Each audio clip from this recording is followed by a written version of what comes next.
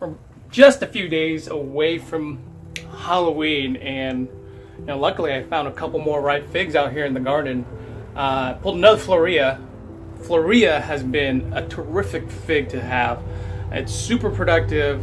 It's a decent tasting fig. Sweetness is right on point. Flavor is okay. I mean, it's above average. But the fact that it's so productive, it starts early and still continues to fruit even into late October, makes it a great fig. So I picked one of those.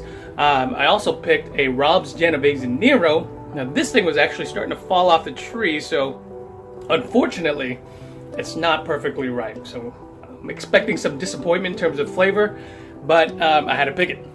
And then lastly, I saw a Celeste. Very simple, old school, traditional fig, a Celeste. These things grow super great in the south, and it's been fruiting for me. I've already picked a couple fruits off of this tree, but I wasn't planning on doing a review on it because it's so common. But just in the sake of covering the basis, we're going to do a review on the Celeste as well. All right, check it out.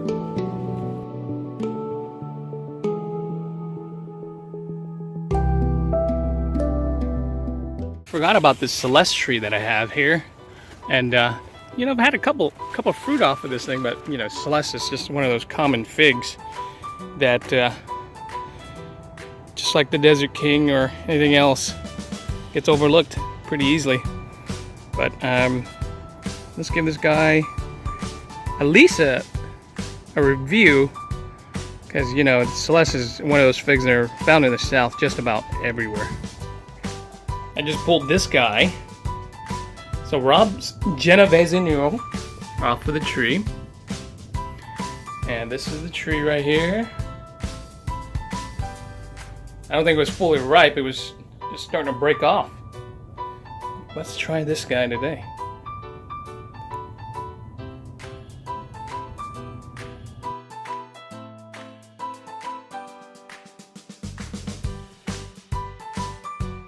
Okay, so here we are.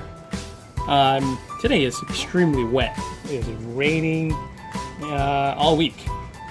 So I'm under covers a little bit. And yeah, it's not the prettiest day. Let's start by weighing the Rob's Genovese Nero. Check that out. Okay. That thing is 32.9. Florea, the very, very productive Florea, 13.1. And the Celeste, 26.1. Alright, let's cut it open. We've already seen what a Florea looks like, so we all know what that looks like from previous videos. Here's a Celeste. Lots of people know what a Celeste looks like. These aren't perfectly ripe because they're not in full sun. We're dealing with cooler weathers, or cooler temperatures, sorry, wet weather, and so it's not the ideal temperature and environment for these guys to ripen in. They look good, but they definitely don't look ripe. Color on this is quite beautiful. This is the Rob's Genovese Nero, a little smaller than what I've seen. Let's go ahead and see how they taste. Probably not great. Okay, so I've got them all cut up.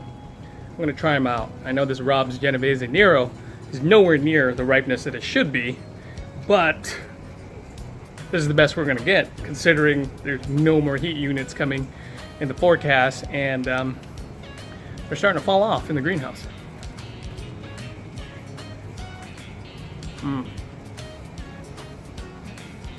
Disappointing. Well, I've got to finish up. Okay, not very sweet at all. I'm going to try the other half of this thing, just because I feel like, with more time, it would have gotten better and sweeter, more flavor. The state that it's in, it's quite bland. Definitely not enough sweetness.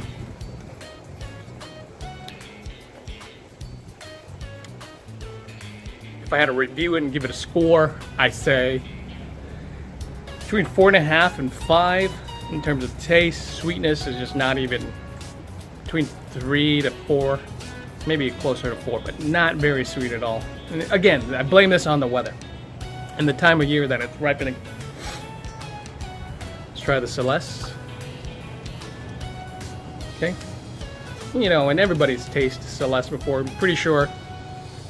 I'm just doing this so I can give you a gauge of how I prefer, you know, how I judge my fruit compared to what something you've tasted before. And this, again, this is not the optimal ripeness on this fruit. So the score on this is not going to be, it's not going to be fair because it's not, you know, in the heat of the summer. It's in the coldness of October. Same deal. A lot like the Rob's Genovese Nero, there's not enough sweetness, and Celeste is supposed to be one of the sweeter figs. So I can't really give it a proper score here because it's, you know, if I had to give it a score, I guess I'd do it anyways. This thing is like a 5, maybe a little less. There's just not enough sweetness. I wasn't going to review the Florea, but for the sake of science and experimenting, we're going to see what an October Florea tastes like. Okay. They're all super bland. Figs ripening in October with not enough heat, not enough sun. Just do not taste good. So it's unfair to do a true review on any of these figs because it's just not the right time. They're not getting the ideal environment to ripen properly and develop its flavor and sugars. Anyways, everything that I've tasted today was like a 5 and under because of the weather. So, as far as Seattle, what does that mean?